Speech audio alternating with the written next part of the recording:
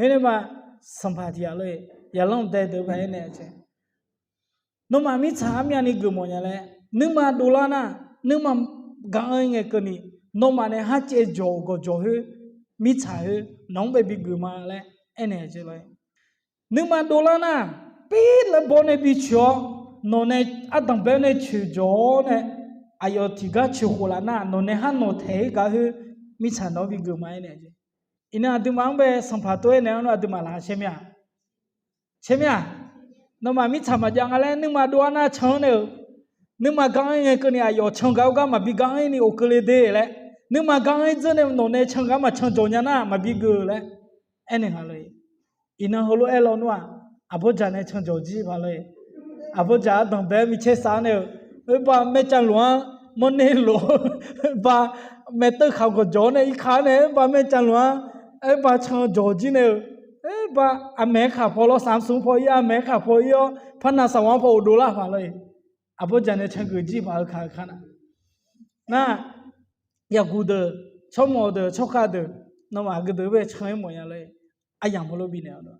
นั่นเนี่ยบ้าลิที่อาจีนี่อายุน่าลาเชี่ยวโอ้แล้วง่าอายังมันน่ามือบินเนี่ยปัตตานีเนี่ยง่าชื่อจอร์จิโอเนี่ยง่ามิชาวเมียนิซามาเลยฮัลโหลหนึ่งไม่ใช่เลยปีเล่นบอลนะนึกมาดูแลนะบ่ชิวอ่ะเที่ยวชิวอายุกูชิวจบพังเลยอ่ะต้องเป็นไงบ่จอที่จอชิวจอนะก็มาเล่นหนึ่งคุยเที่ยวชิวนะเอาหัวกับเด็กมาเตอนุยอมมึงอะไรพามอลานะพาเจจอเลยเ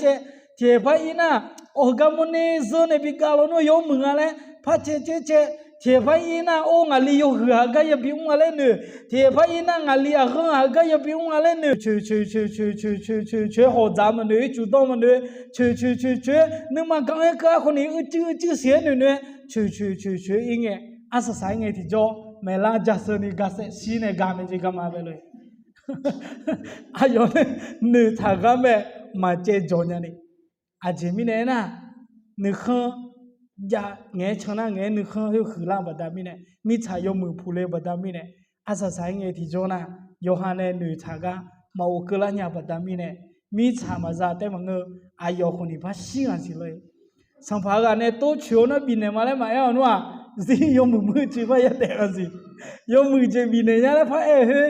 อายมหากุญญาบัดดามิเนี่ยนึกเขาอาเจอันบัดดามิเนี่ยอาศัยสายเงี้ยที่โจนะอายพัชชิงันสิอย่างนี้เด้ออาทิตย์มันน่าหน้าก็ยอมมาลาลุดุนยาเลยน้ำเนี่ยยอมละเนี่ยที่พ่อน่ะอุกาหัวอาทิตย์มันไม่ยันยี่เด้อเลยอุกาหัวอาทิตย์มันไม่ยันยี่เด้อเลเจมุ้งเว้เลเจสิ่งเกนี่เลเจสาวที่เจจามาอุกาเนี่ยเลยไม่ขยายเลยที่เจจามาอุกาเนี่ยเสร็จเลยเนี่ยอาทิตย์มันที่พ่อน่ะมันนึกว่าอาทิตย์มาเปล่าเนี่ยเลย